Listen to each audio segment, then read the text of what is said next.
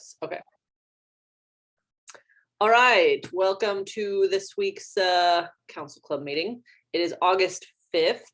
This week we just watched a whole lot of amazing testimony at the budget and CIP hearing. So we're going to kind of go through that to begin with, and then we will, Nikes, I just closed the tab I wanted. Then we will look at the agenda for next week too. But I think probably what I was really impressed with was the number of people that showed up and had really impactful statements to share. So just a quick overview, I guess pretty much everyone on this call has participated in a Council Club meeting. I think we maybe have a new face or two, but the concept is we're just kind of all learning together. We certainly don't know everything, far from it. We kind of all just go through the agenda and ask questions about it and learn together. And the attempt is to lower the barriers to participation, kind of make things more understandable and digestible, and, recorded and 7:30 at night instead of 2 o'clock on a Tuesday. So if you have questions, you can just come off mute. It's real casual. Yeah. So I guess I saw some of you testify, which thank you. If you didn't, I don't blame you. It's intense, but there were, Scott of course loves numbers, and I love that about you. So you want to talk about the numbers that you found? Sure. So 44 people spoke at the budget hearing. There were 6 proponents and 38 opponents. That's 86% were opposed. And 4 of the 6 proponents were speaking on behalf of nonprofits. Sienna Francis House, Set Me Free, Rejuvenating Women, Heartland Workforce Solutions. So I kind of put them to the side. That leaves Doug Kagan with Nebraska Taxpayers for Freedom. He was a proponent, but didn't receive any funding from the city, which leaves just one individual citizen that was a proponent.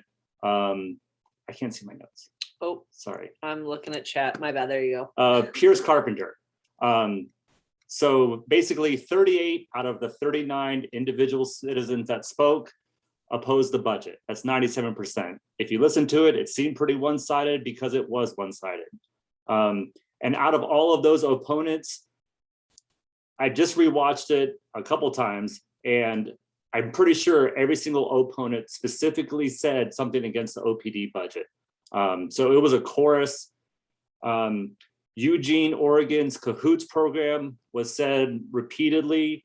Denver's STAR program, which Support Team Assistance Response, started last June, was also said repeatedly. Zachary Bearheels, Kenneth Jones, Nigel Phillips were all repeated. The ACL lawsuit, the word kettling was said multiple times. I picked out a couple of quotes. Want me to just keep going? Yeah. So some of I just got some good quotes. One of my favorite was Taylor Thornburg. He started off by calling the OPD a deranged pack of oppressive, racist dogs. And then he went on to say that Festerson is actually worse. He's a sly, snake oil selling sneak of a fox. I think they got a chuckle in the chambers. He also told Festerson at the very end to, quote, skin yourself. There may be a man more worth than the fox fur underneath. I thought for sure that would have been out of order, but he said it right at the end, and so he got away with it. Nick O'Connell from Omaha Autonomous Action said the wait for Section 8 housing voucher is between 3 months and 3 years, and that they're actually currently not accepting applications. He kind of spoke after Sienna Francis, and was Sienna Francis was a proponent, but he was saying, is that literally all we can do is house, I think, 40 people? Like there's so much bigger of a need. Sharina Lynn, who's an OBGYN, said in our country, a person's zip code has more profound impact on their health than does their DNA. And that also having more police with more money to do more damage to the communities I serve will have detrimental effects on my patients and their families. And then she actually said our families, which I thought was really nice. Nathan Rulo had a bunch of great catchphrases. He said, hear the people, stand up to the bullies, do the work. and also talked a lot about how the cops tear gas kids and arrested journalists. He ended with OPD protects property, not people.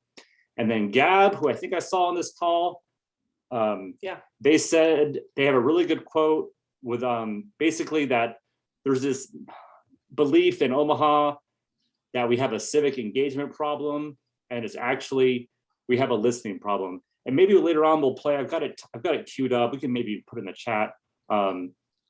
That I thought was, but she said that the listening problem is basically the people in power, pointing to the people on city council. They also pointed out that they said things like affordable housing, a topic that many of you ran your re-election campaigns on, which I thought was good. Yeah. And then those are sort of my highlights. We also noticed that there were 3 addresses that were waived, plus one that was kind of waived literally in the middle of rejuvenation project or rejuvenating women. Yeah. But David, I know you had your address waived. Do you want to talk about, I think this is literally the first that we've seen it done. Do you want to talk about the process and how it went? Yeah. Can you hear me fine? Yeah. Okay. It was really easy. I kind of didn't put a ton of detail into it to just kind of see how the process would work and if it would get improved. And what I wrote on the forum was basically like, I just want to speak at city council and I don't want creeps showing up at my house. And that got approved. So it looks like they're not going to be super stringent about like categories of how you feel unsafe or anything. That's awesome. I was wondering the same thing, how detailed it had to be. So that's really helpful to know that you can just basically say, I don't want to say my address, and you don't have to. The address waiver, just in case y'all haven't seen, is basically when they send you the agenda, it's on the front page. So you can just click for your address waiver. It's kind of the only thing I guess to note on that is it does have to be submitted by 4:30 the day before, just like the Zoom participation request. So you can't do it on the spot unless you can. And then they called in Matt Kuzi, who's like, it always reminds me of Ferris Bueller's Day Off.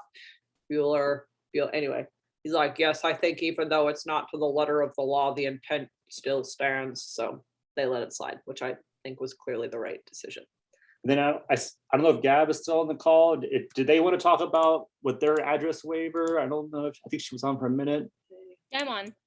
Yeah, Gab, do you want to talk about the address waiver? And also, I really appreciate your listening. Not that we have a civic engagement problem, but a listening problem. That was like one of my favorite parts. But specifically, do you want to talk anything about your address waiver and what that form was like for you? Yeah, it was super easy. I actually emailed in the PDF like half an hour before it was due, and I got approved like right away. Nice. So I kind of tested that boundary because I emailed it in at like almost 4 o'clock, and by 4:30 I had a response that it was accepted. And really all I said was, for why I was requesting it was I just said like, I'm a private citizen and prefer to keep my address private, and they said that was fine. Awesome. Yeah, that's great. I think it's interesting that it's up to the clerk too. That seems like it might sometimes be good, because I think that they're usually pretty good folks at least they respond to my emails more sometimes than my council person, but cool. And then my last bit of data was I sort of did a map, or I kind of kept track of which districts people were talking from. And just from my observation, it seemed like a lot were from D3, and sure enough, 45% of the people who were opponents were from District 3. There were 0 from Amy Melton's district. There was 1 from Harding, District 6, 2 from District 5. And then the second most was from District 1.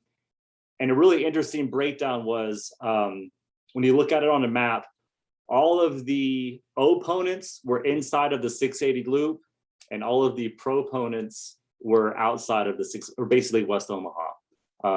There was 1 on 171st Ave that was a opponent, but the east-west divide, and then also the lack of stuff from Melton's district it's glaringly obvious. And Sarah made a good point that since there were so many opponents talking about the OPD inside of the 680 loop, North Omaha and South Omaha, those are the people that are most affected and over policed. And I also feel like if you take that redlining map, something I just have a hunch Yeah.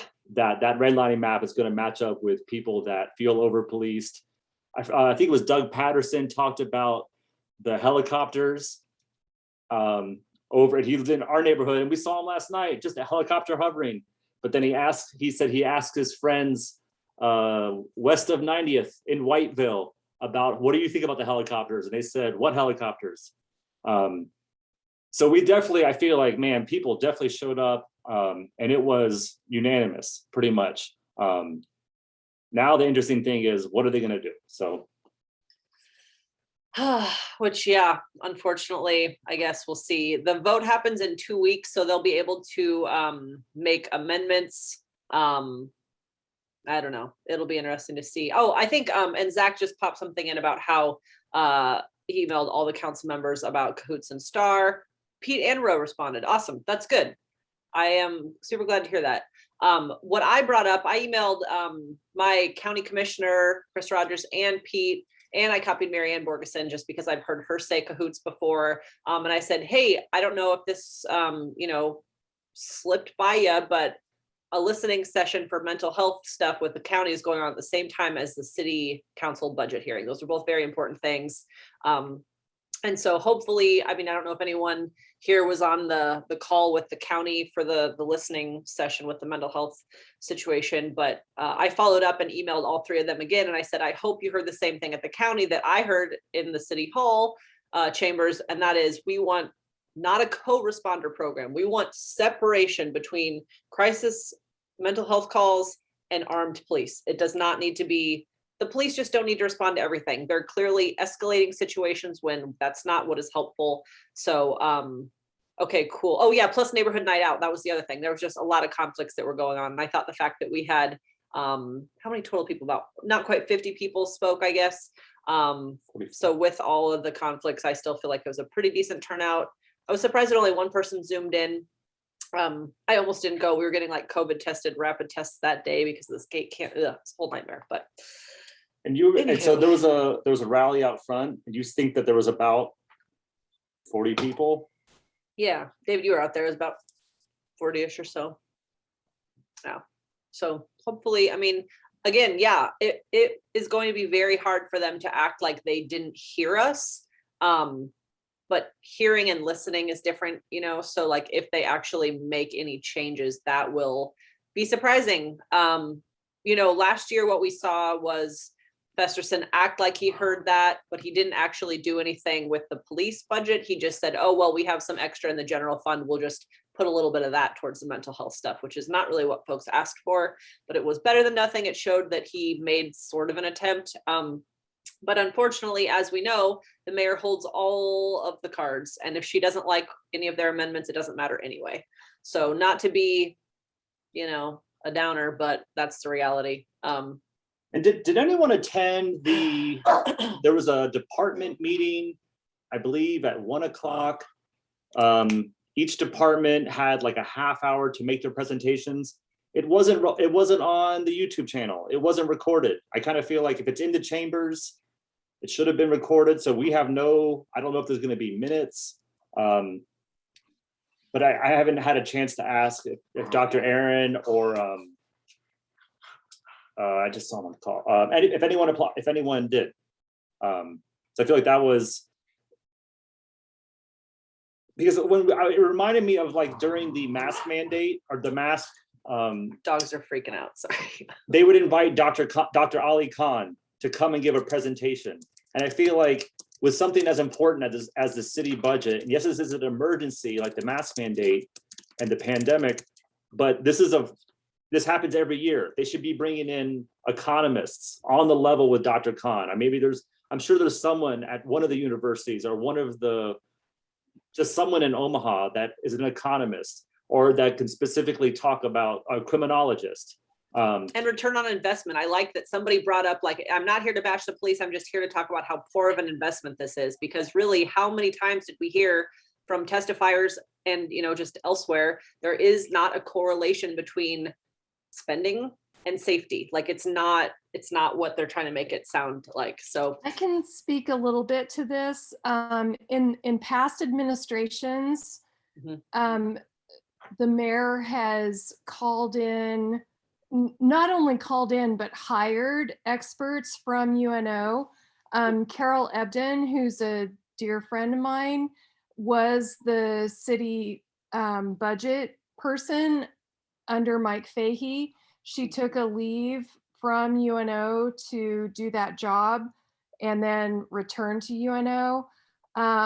Jim Suttle was also pretty good about pulling in experts from criminal justice at UNO as well as public administration. This administration has not done as much of that kind of connection with what I would consider to be neighborhood experts.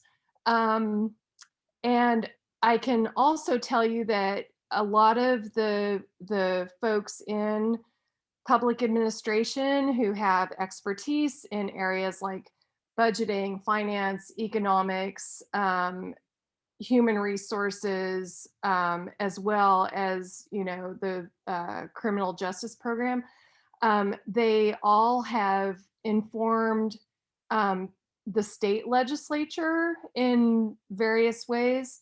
And I think it's, just ridiculous that people elected into our city offices don't recognize that there is this vast, deep wealth of knowledge and expertise literally right down the street that they don't call on to help inform decision making. Well, I think you just said it. They don't want informed decision making. Like, she's made the decision. Like, she doesn't need anybody else's information. She knows what she wants to do. Right, because a nurse knows everything. Yeah. Yep. But even again, going back to the mask mandate, when they would invite Dr. Khan to talk, and then Brinker Harding allowed the chiropractor, forgot his name. Oh my God, there was that chiropractor and then that woman who, they were both fucking insane. I'm sorry. I was sorry. I forgot. Dr. Tapper was put on a list called the Dirty Dozen. Literally the 12 most, I wouldn't say influential, but spread the most disinformation when it came to COVID. He was literally on a nationwide list. But he was allowed extra, not just 3 minutes, but he was allowed to make a presentation. And then Dr. Lee Merritt, she was called out by PolitiFact for spreading false information about the vaccine as well. And so not only do we focus on Dr. Khan, but I would like to see Brinker Harding, bring up a criminologist that I don't just have some kind of expertise. And I put air quotes around it because, Dr. Tapper, the chiropractor, was an expert in disinformation. But they don't even do that. They just listen and then. But then, we saw it. The mayor threw Adipur under the bus. She would not support Adipur when the governor was spouting this ridiculous stuff about, I'm going to sue you if you try to implement a mask mandate.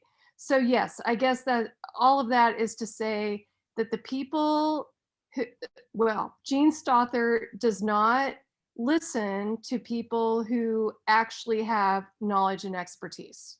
And that don't confirm, not even her bias, but that aren't yes men, aren't just like, you're right.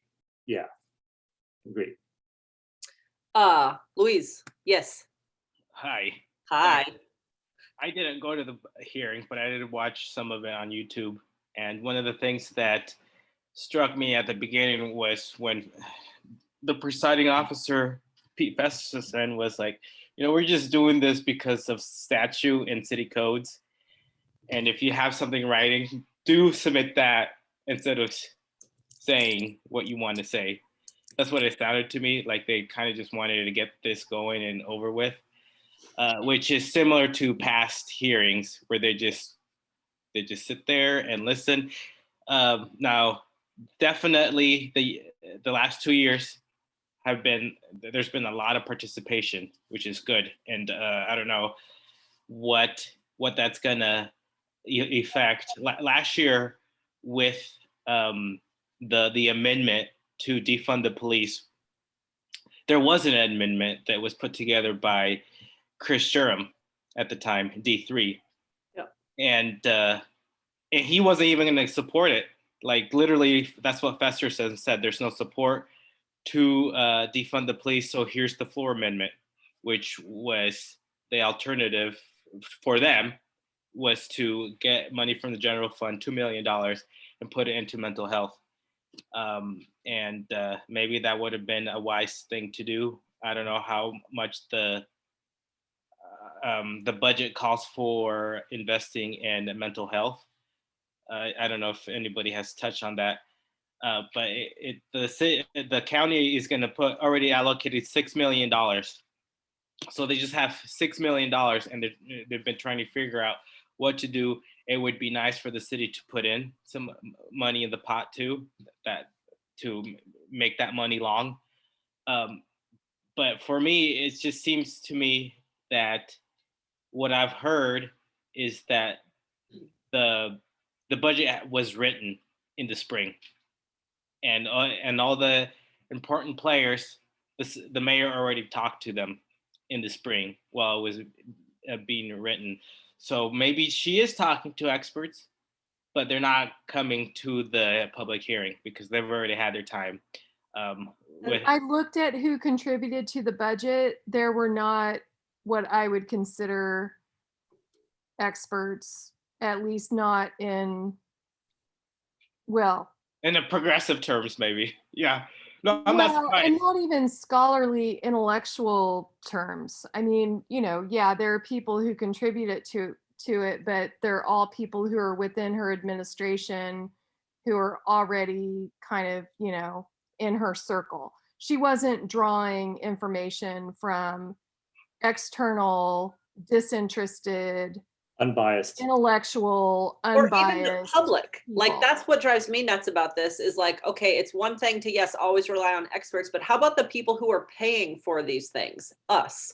And that's Well, what that's drives me really bonkers about this, is because the only opportunity that we have to weigh in is after the fact. Like you're saying, like she already wrote the budget. They're already, she already consulted with the people that are important to her, which isn't any of us. And that's really what I think is the most upsetting about all of this, is because here's Johnny.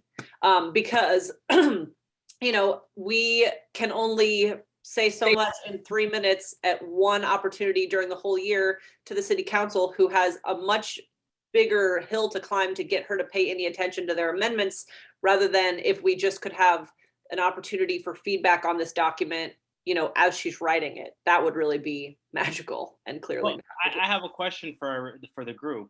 Was there like a common theme that the council members can maybe latch onto for amendments? I know that oftentimes they will add like another $50,000 to programs that already are being funded, but they just want to add, a few more dollars. Last year it was defund the police, and that was like the amendment that didn't get passed. I think the other amendments did get passed, didn't they? Like the smaller amounts, even like $50,000 for the mental health one that Pete proposed, I don't think also, I know actually that one didn't yeah, get. that one definitely didn't get passed, but I'm talking about like the smaller one that maybe like it was like $50,000 extra to a program that's already in place. So that's my question. Like, can you guys kind of sense maybe of an amendment that might be proposed? Yes, and we all told them what we thought, and they're not going to listen. And I think the answer is CAHOOTS and STAR. It was very clear that people who struggle with mental breakdowns don't want armed officers showing up. Like, for sure. That's what I heard in a chorus. And then Oh yeah, I guess the other thing, we haven't really even talked about the CIP yet, but the other thing that we heard a little bit about, and I know that a lot of folks gratefully copied me on the emails they were sending to folks about the CIP, is what's particularly absurd and just kind of a slap in the face to me is like, we just had a ribbon cutting on the protected bike lane, which has $0 in the CIP for the next 6 years. So to me, that says, oh, here, let me just get the, you know, the media moment where I have the scissors and I'm cutting the ribbon on the new bike lane that I actually am planning on failing because I'm not planning on giving any money to this. That was really. And Festerson said that I'm not sure if I'm repeating you, but Festerson said a couple months ago at the city council meeting that he would like to see 3 million in the CIP for the protected bike lane. Yes. So I think that's going to be an amendment we should be looking forward to. We should all be pushing. reminding him that we heard him say that, because he said that during election season. And I believe it may have had something to do with the fact that one of his opponents was a big bike advocate. I don't really know. Regardless, I heard him say it, and I think we should all remind him that we heard him say it, because I have been trying to get him to respond to an email specifically about that, and he won't. So those of you who have been getting emails back from him, have you heard anything about a specific dedicated amount of 3 million? I'd like to have it be fucking 10 million, frankly. If we could spend 129 million on parking, private storage, cars, yeah, we should be able to spend 10 million over the course of 6 years on something that actually moves people and decreases the need for parking. In the response he sent to me, he did not specify a dollar amount, but he did express, he agreed with me to my distress that a protected bike lane was not in the CIP, you know, given that we're doing this 18-month pilot project that was 10 years in the making. Yeah. Again, no dollar amount specified to it, but I'll forward the emails the email I sent and his response to you, Sarah. That'd be great. Thank you. I always do love it when because that way I can, you know, I just know what they're hearing. And so if they later say, oh, no one's ever said this, I'm like, no, that's baloney. We know that someone has said that. And then like what Zach just popped up and said is Lincoln is actually working with the Whitebird Clinic, who is the kind of founder of CAHOOTS. And so it'll be interesting to see what's happening. Just again, we don't have to look that far away to be inspired. They're an hour down the road. And yes, I told Scott today I want to move to Lincoln, actually, because this political climate is making me want to just scream all the time, and that's not healthy. But yeah. Hey, on that note, new voice and not a face. Sorry, my camera doesn't work. But had a question about things like CAHOOTS and STAR programs. I mean, this meeting that we're all in is an exercise of thinking proactively about our communities. I'm curious, has anybody spoken with folks from different cities who have maybe partnered with Whitebird Clinic, for instance, or other people that are trying to influence city councils or local governments? And like, what is the blueprint for the argument? I mean, it sounds like that's what we're all here trying to kind of do. And I'm just curious if anybody's got insight about other folks around the country seeing victories like that. Yeah, that's first of all, thanks for being here. It's fun to see your name, not your face, maybe sometime. But I think the thing to me that's specifically exciting about the CAHOOTS program is it's not just like popped up in recent years due to the calls for defund the police. It's been around since the 80s, and they save millions of dollars a year because they divert calls from police to, you know, it's just, it makes so much sense for so many reasons, both just like morally, the kindness factor, and the dollars and cents. So like, I really don't understand what the argument is against these types of programs. That said, I don't know who exactly, maybe does anybody on this call have any idea who in Lincoln we could talk to that has really spearheaded that initiative to specifically partner with Whitebird? Because I'd love to know. I mean, it's one thing to say, oh, there's this, you know, clinic in Oregon that's doing it. It's another to say, oh, 45 minutes down the road, Lincoln's doing this. Does anybody know anything else about that? Paul Fileman, he's awesome. Maybe, yeah, that would be a good idea to maybe I'll reach out to him about that. Yeah, I don't know the answer to that, but I think that it's, it just doesn't have, I don't know. I'm so confused because so many things like this don't seem like they need to be so complicated, especially Yes, and Naomi's talking about the Wichita group, HOT, which is a homeless outreach team, which I also tried to bring up during my testimony. Like, there's just a lot of different ways of doing these types of things and continuing to arrest and release and repeat. It's not helping anyone. It's draining our resources. It's traumatizing our population. It's just none of it's good. And there needs to be a shift away from just the, oh, police can take care of everything thinking. And that's the issue. I mean, it's not necessarily sometimes about the dollars and cents. It's about the mindset and the culture. And, nothing against Tommy Warren, but Stothert just hired an ex-cop to be her chief of staff. So it's like very ingrained in the culture of Omaha leadership currently, that the police have all the answers.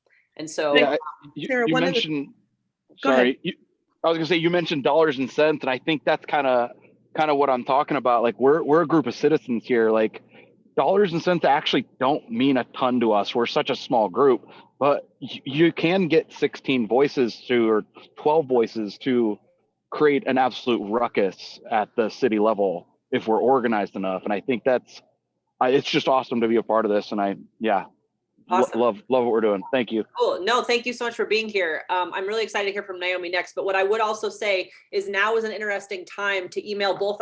Does everybody know how to find their county commissioner? Because right now the city and the county are both getting pots of money for this American Rescue Act. And we need to, I'm going to find an email with a link to drop into the chat, because then everybody can write CAHOOTS or STAR, mental health without armed cops. I'll find that. Naomi, did you want to share something with us? I'd love to. Yeah, I was just going to say two things, kind of to what Spencer was talking about. Some of the common themes when we've talked to HOT, the homeless outreach team, and when I've talked to other city councilors and folks that are really adept at writing policy and amendments and ordinances that are passing, is that what they found was that it needed to kind of, you're all going to roll your eyes, but it needed to come from the inside. So it needed to a police officer who said, I believe in this, and started it from the inside. So that's something that we had kind of gone down the path with the homeless outreach team. And I don't think it's hopeless, but I think you have to come at it from all sorts of angles. The other thing that I would say is that I was so impressed with, whether it was organized or it was happenstance, Tuesday's testimony felt so purposeful, and like one after the other, it just kept building on each other.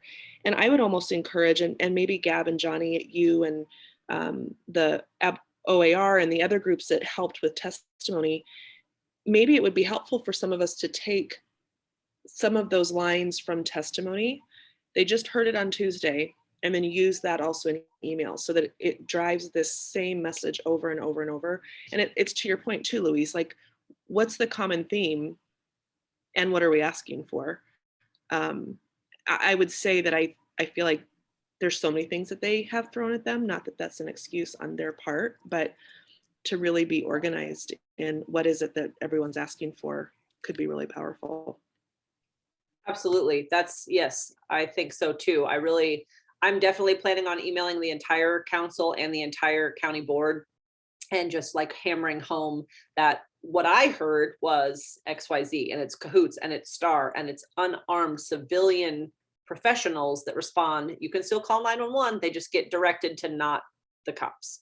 So I think that, there's a lot, but I really like the idea of repeating, because I mean, I don't remember how many times you have to hear something before it clicks, but like, if we just continue to remind them, this is what we heard, what are you doing about this is what we heard, because now we've been told that it's not just about this budget, it's about another whole big pot of money. So they can't tell us they don't have the money to do it. I do think that it's going to be difficult to have them peel away from the co-responder situation when they've just got excited and they think that they're appeasing us with that. But I think it's important to say, thank you for trying, but that's not what we're asking for. We're asking for a very specifically separate department. The other thing that, is kind of an overlap for me between like street safety and police is I'd really like to see unarmed traffic enforcement. Like, we don't need cops with guns dealing with expired tags or broken taillights. Other cities are adopting those types of, are you all right, Louise? Those types of things are happening in other cities too. So anyway, we could go on and on about a lot of that. I do think that, okay, awesome. Yeah, Johnny, do you want to talk about because you and Gab with strongly worded letters, I just want to give you all the floor for a second if you have anything else to say, because I was really grateful and impressed with both of your testimonies and just the behind the scenes work that you have been doing. And so if you do want to plug what you're up to, go for it. Yeah, so I can go first if Gab wants to talk after. Yeah, I think having sort of these groups coordinating and organizing with people on their testimony really did help, because I know Cole Christensen specifically was like, I was planning on saying this and this, but then after I went to your workshop, I realized everyone else was going to cover the statistics. So I had more of a personal anecdote. So it was really coordinated, and I think that was really helpful. So it was cool to see that. But as far as like what's going on after, I think we don't want to lose momentum. And there was a lot of momentum. So we're going to probably keep pushing like scripts and more resources of like, here's how amendments work, and here's how the council will vote, and here's what you can do, and all of that. So if anybody has anything that they think would be helpful for us to share going forward, just shoot us a DM on Twitter, Instagram. Awesome. Louise, real quick, and then we'll turn it over to Gab if they want to say anything else. Yes, question. When do they have to hand in the amendments? When do the council members provide changes? What's the last time? I just know that they vote on it on the 17th. Johnny or Gab, do you know what the specific timeline is on when they deal with amendments? I feel like it's floor amendments while they're about to vote on it, but maybe that's not right. Well, the amendments have to be placed on the agenda. So is it the week, like the Thursday before the 17th? I don't know. I feel like last time they just kind of did it on the fly, and they were like, oh, okay, I guess I'll say 1 million towards this. Like that's what it, and I don't have the best memory, so I could be remembering it wrong too, but it did not seem like here is all of our amendments that we're proposing in this nice city council agenda that you can review and give us feedback on before the vote. Does anyone else remember how that worked last time? It was different than that. Yeah, they might actually have a long time, like even up to the meeting, because they are amendments, and so the items already on the agenda, which is the budget. Yeah. So they might have a lot of leeway with that. That's what it seems like. Okay. I like this, just kind of the idea. And that was some of what I was trying to also do at City Hall. Like a lot of us were tweeting like, oh my gosh, that was really powerful. That was really powerful. So I think that, yeah, grabbing quotes and sharing them is kind of cool. And then just continuing to funnel it back to the city council. And I don't know. I think it's like eventually they can't ignore it. Whether or not they'll act on it, I guess that's another thing, but at least they will definitely hear us. I don't know. I'm having a hard time lately believing that sometimes this makes a difference, but I hope I'm wrong. All right, Gab, do you have anything else you want to add, or should we look at next week's agenda? Yeah, just in terms of like what Johnny and I are doing next. Kind of mentioned in the chat, we're gonna do kind of like probably a post with some like quotes we pulled that we really like, so people can kind of like reference those. We're also working on like a little like cobbling together like a video with quotes from people who testified who also attended our testimony workshop. Nice. And we are working on, like Johnny said, kind of like a new like post-hearing script for like talking to your counselor about amendments, as well as like probably doing some kind of like work on the, I don't know the order of the acronym. Is it the ARPA funds? I always mix up the letters. I do too, until I say it, American Rescue Plan, so Yes. ARPA. Yes, there we go. So probably gonna have, if not like a full post, at least like an Instagram story kind of situation going about that. So that's kind of what we have planned. Nice.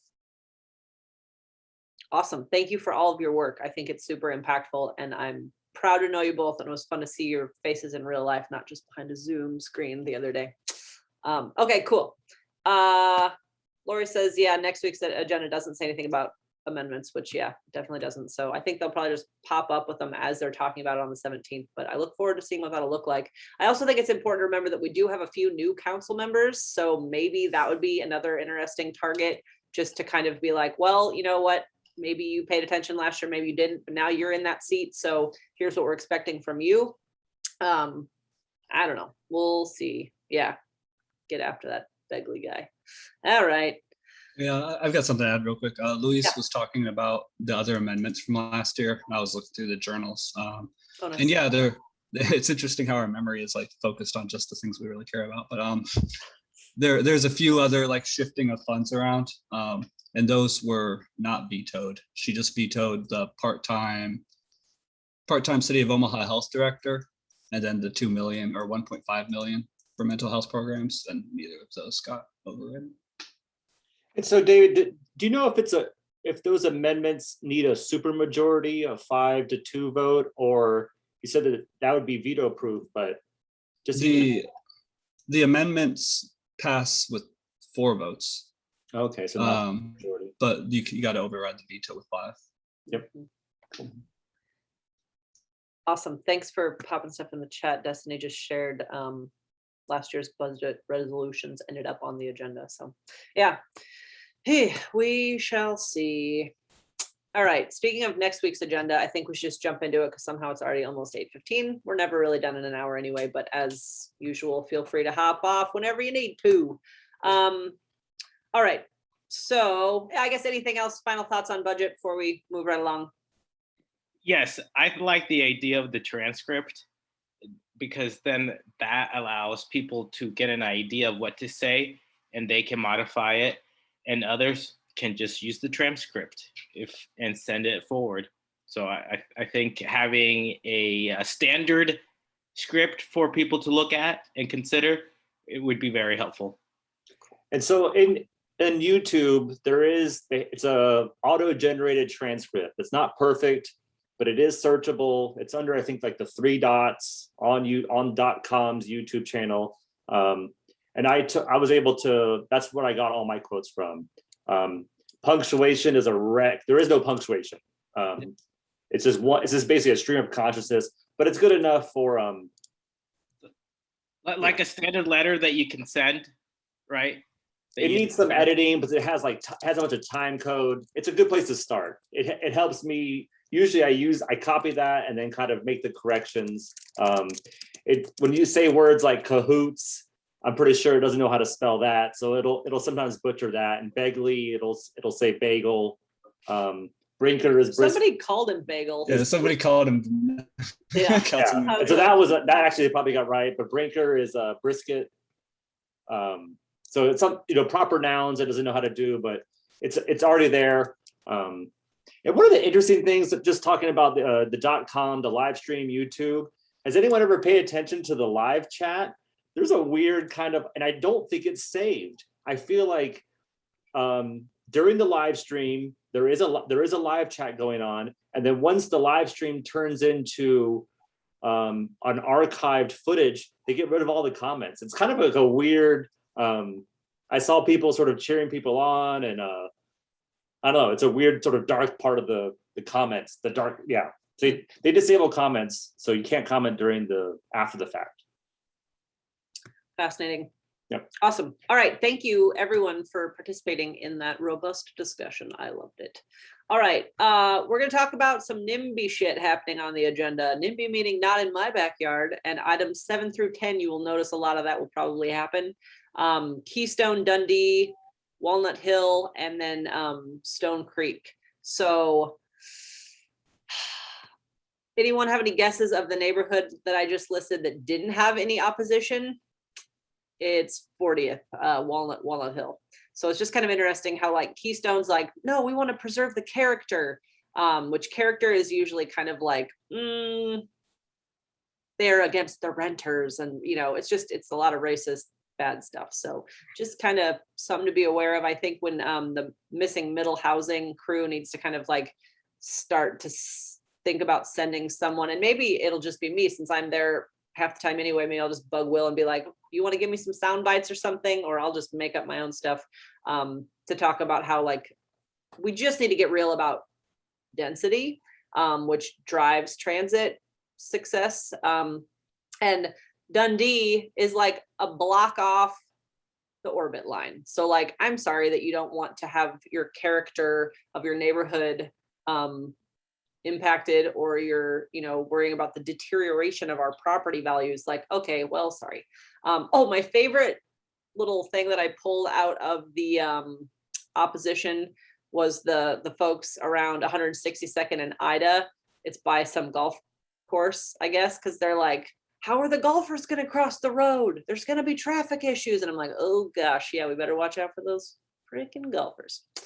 Anyway, oh, I did like that somebody like kind of like dropped in a sick burn. They said, we realize and are not so naive to think that our points of view will be given serious deliberation, as none of the city council has any accountability to any of us.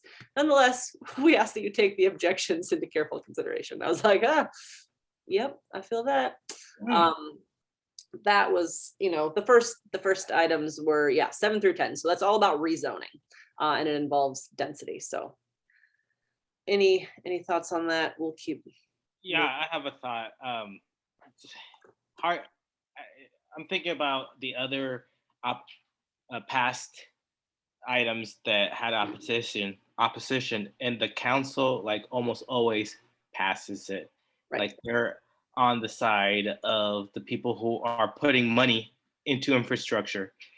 And you could have neighborhood associations and their members show up. You can have a litany of people from the neighborhood.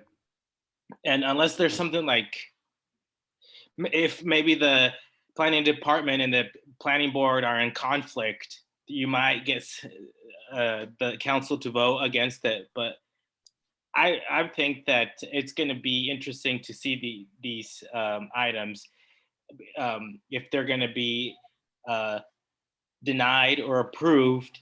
And that could be a bit of a test for the new council as well. Are they going to be listening to the people, the residents that have to deal with these things intimately on a daily basis, or are they going to go with the people with the money that are building these things and then going to move on to the next project? Yeah, we shall see. I think the planning board did recommend approval on all those. The planning board, so moving on to 15 and 16, there's a denial by the planning board. That's exciting, because usually the planning board just recommends, it seems like, almost everything for approval. 15 and 16 involved some issues with, it's like a data processing and a communications center on like 117th and Miracle Hills Plaza. And so they were expanding this like generator, I guess, and their screening for like noise and just whatever is planting 3 trees. And the planning board is like, this is ridiculous. That's not enough. So it's just going to be interesting. And it needs a super majority to pass. I just like it when things are not the norm. So denial by planning board and a super majority, but still not that exciting of a project, but we'll see how that goes. Moving on to something a little more exciting, the Good Life Sports Bar and Grill, the liquor license stuff is coming up. So number 17, I don't know if any of you dug into that application much, but holy moly, there's like 4 or 5 lines that are blacked out under like previous convictions. So that's fun. Naomi, I feel like at one point we were chatting about that. Do you have any? Yeah. So if you haven't followed the Good Life situation, McMahon is the previous seller who sold all of the locations to McKeever, who used to run Pitch, who also used to run Jams, and who is opening the Barrel and Vine out in Elkhorn. And I took particular liking to following this because he made a very offhand and glib comment that he didn't feel like he'd have any trouble at all getting his liquor licenses because he's been in the business for a while. And I just think that, this is one of those things. West Omaha has had so many deaths and issues with underage drinkers and our teenagers. And when I emailed Brinker about it and asked that he push back and not just approve it, His comment was, yeah, we'll make sure that there's some scrutiny. But yet the week before, actually this week, Tuesday, the Douglas County Commissioners, because one of the locations is in Douglas County and not city Omaha limits, passed 6-0 without any question. And so it's just a good reminder of how, like, if the people aren't paying attention and bringing things to light and shining the flashlight on them, the folks that we elect are not doing that due diligence. I happen to know that the things that are blacked out are speeding related offenses, so it's nothing too seedy. I know, I was hoping that it was going to be something a little more exciting, but it's just a good reminder, like the work that you all are doing by showing up here over and over and over is the only way, even though I know, Sarah, you said sometimes it doesn't feel like it matters. I would love for Mr. Kelly, who represents all the liquor licenses, to be asked on Tuesday, like, what are you going to do differently to make sure that this doesn't happen? And, there's other bigger issues in Omaha besides this, but pick the thing that matters to you and holler about it a little bit. Yeah. Awesome. We shall see. I hope that they realize that they've already, like, that name is already soiled. Like the previous owner's in jail now, I think, right? Like that was messed with evidence, and body cam footage was shown, and there's a bunch of. And one of the things that I thought was interesting was that the new owner also said it'll be business as usual, we're not changing anything. Well, not changing anything means that you're going to serve minors. So what a dingus. That's not the right thing to say, especially in that case. Wow. All right. Good one to watch. Speaking of, does anyone care? I pulled some quotes from the opposition to the liquor license number 22. Azul, which is off of, I think, like 50th and L. But this poor guy has been emailing the city and the police and the mayor's hotline and whoever he can get to listen to him, which is no one, for literally years at this point. He says, does anyone care? Does anyone know how insulting and humiliating it is to have to keep calling the police night after night, week after week, month after month, year after year? It's 1:30 in the morning. If this bar were across the street from any politician holding office for the city of Omaha, I can guarantee you it'd be quiet. Don't we all deserve the same? And I was just like, ooh, yeah, that's the one that said, there was a tuba. Oh yeah, there was like little hand clap emojis in between, because he's really mad. It's just noise complaints after noise complaints. And he's like, we're just trying to sleep. There's like cars peeling out, and when the bar closes, the party just moves to the parking lot. Anyway, a lot of repeat concerns about Azul. So we'll see how that goes. Another one to kind of watch. The next thing I was actually like, for some reason, digging way too far into was number 23, which is just over $1 million over the next 2 years for police uniforms. They've got like $700 rain jackets on there and like $70 base layers. And I'm just like, geez Louise, $25 for stocking caps. It's like, why are you, like, I used to buy a lot of stuff, for the bike shop, and it's like, why are we, that just seemed absurd. I don't understand why they're spending $700, $318 per pair of winter trousers. Like, what kind of winter trousers are these? Do they like fight crime by themselves? I don't understand. It's just a lot. And the other thing is, it was super vague. It said exact costs are indeterminate and will vary depending on the purchases. They are anticipated to be in the approximate area of, with the possibility of exceeding the sum of $1.15 million, which is like, that's a lot of dumb words about a lot of money that isn't being held to any sort of standards. Anyway, on this item, it's on the consent, so there isn't going to be a public hearing. There's probably already been one. There has. It was last week or 2 weeks ago. But yeah, this is something that they're just, it's going to be up, and they're going to vote up or down on the prices. They always spend an ungodly amount of money for police equipment, for anything with the police.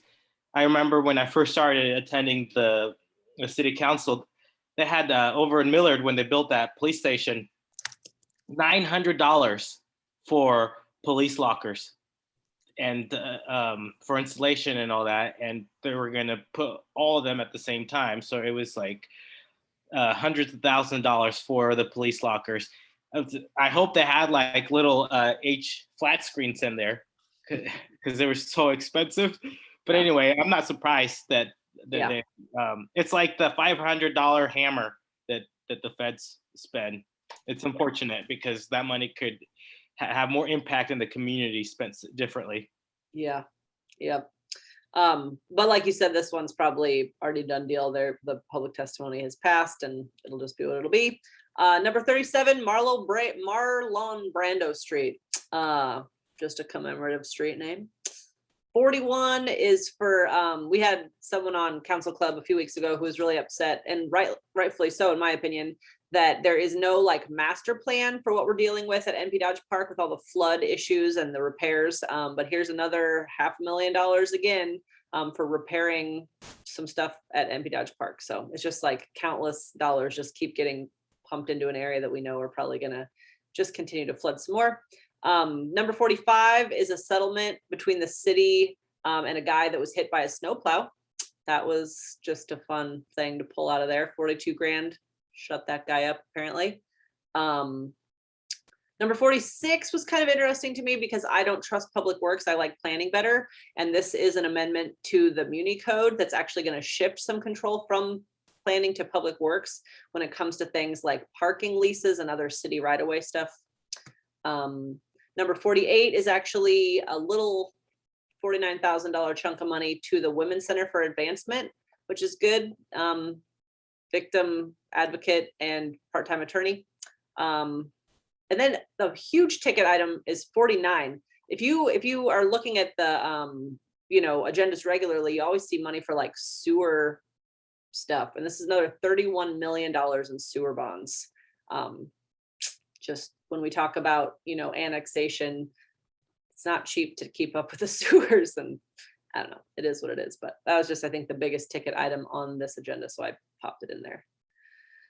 The rest of the stuff is non-action items, and it is TIF in North Omaha for row houses. $310,000 for some row houses at 17th and Ohio, and another $310,000 in TIF at 16th and Clark. So that is actually, and I didn't have a time to read through all of it. Naomi, do you know anything about that? You're my housing go-to. No, does it say who the developer is? I don't have it in front of me. I'm gonna scroll down and look because I did not. Is this the one? Oh, 60, geez Louise. East Side 1620. Huh, I don't know that name. And then also East Side North 18, Ohio. Yeah, I don't know. It's not even an action item yet, so maybe it'll be something that will be fun to check out before then. But I feel like we rarely see money TIF allocation for housing in North Omaha, and this is row houses, so at least it's not like luxury condos. So I thought that was potentially exciting, but we shall see. All right, the other, 62 is a monopole installation application, which I know we've had a lot of fun with the Verizon bullshit that's happening in Exarban, so I just popped that in there. It's at 118th and Military, so right now it's kind of in the middle of not much, but we'll see. 65 is talking about how 2,000 of the 40,000 due for snow removal has been paid off. And then there's number 67 is TIF at 69th and F, over $1 million. I just like the contrast between a meager 310,000 in TIF requests for like housing in North Omaha compared to over $1 million in TIF requests for a warehouse and semi-truck storage and a parking lot at 69th and F. That gets a big nope from me. Don't really know. They'll probably pass it because that's what they do. And then the last thing that I had on here was number 68, which is the OPD is actually leasing some office space from Project Harmony for $125,000 a year for a 3-year lease. I just thought that sounded like a lot, and then Project Harmony, I don't actually even really know. I think it's some. They do. Are you asking what they do? They do child abuse victim work. So it's actually kind of interesting that they are spending that much, which is helping Project Harmony's bottom line. Yeah, I just thought that was kind of an interesting relationship, or I guess, yeah, rental agreement lease. Well, they're over by me, and I mean, I've not checked it out a whole lot, but they've been there for a while, it seems. At least I've owned my house for almost 3 years, and I think they've been there since before then. Project Really, Harmony. I would say Project Harmony are good guys. They are working in foster care for kids. They're doing a lot of important work. They should be providing the kind of care that our fucked up state is contracting to some provider out of Kansas that doesn't know what the heck they're doing, and had that contract for a while. Project Harmony are good guys. So if the cops are working with Project Harmony, I would think that generally is a good thing. Yeah, and Lori, to follow that up, they also, one of the things that Project Harmony does that's so amazing is that they only have the victim have to tell their story once. And so they have developed this really cool way of video patching the testimony with a trauma-informed person that's with the child, so that they only have to tell it once. And so it's probably part of the arrangement with the police, is so that they're able to be on site, but not in the room. I would be interested to know more about that, but you're right, Lori, they are amazing. It's an amazing organization. Well, and part of how I know about them is because some of the social workers who work with Project Harmony are UNO, like they got their degrees at UNO through social work at UNO. And again, these are like local experts that I feel like are underutilized in some of the bigger picture stuff that we're all concerned about. So real quick, I've had some interaction with Project Harmony in the past. And if you think about kind of the conversation around CAHOOTS or a STARS program earlier, police work directly with Project Harmony because there's a lot of criminal cases that come in touch with the youth in our organization or in our community that Project Harmony has to deal with. So if you think about CAHOOTS and STARS, there's probably some police who have direct interaction with Project Harmony that would be more likely to be advocates for a program like CAHOOTS or STARS, because they're witnessing and they're interacting in this very human way with the community. Something to think about, just that it came up. But yeah, it's an incredible organization that wow, some of the people that do the work there are heroes, man. They do a lot of cool stuff. Awesome. I almost think we should reach out to like the Omaha scanner. I know I feel like they have a relationship sort of with some police officers, that they might be a good person to reach out to be like, hey, who do you think would be receptive to like what Spencer was saying? Some of these alternative programs that, because I was thinking how amazing it would have been if a police officer got up at the budget hearing and said, you know what, we don't need this money. It could go to CAHOOTS, and just like how that would have reverberated. Yeah, I definitely feel like we need to find someone that's willing to even talk, or to I feel like it's not going to be on the record, but yeah, just try and find someone. Yeah, interesting. Well, so many good thoughts from everybody. Thank you so much. I know someone just said their tummy's grumbling, and mine is too. I'm gonna go eat dinner hopefully soon. Thanks everybody for coming. I'm gonna hit stop record, and then we usually chat a little bit at the end. So signing off.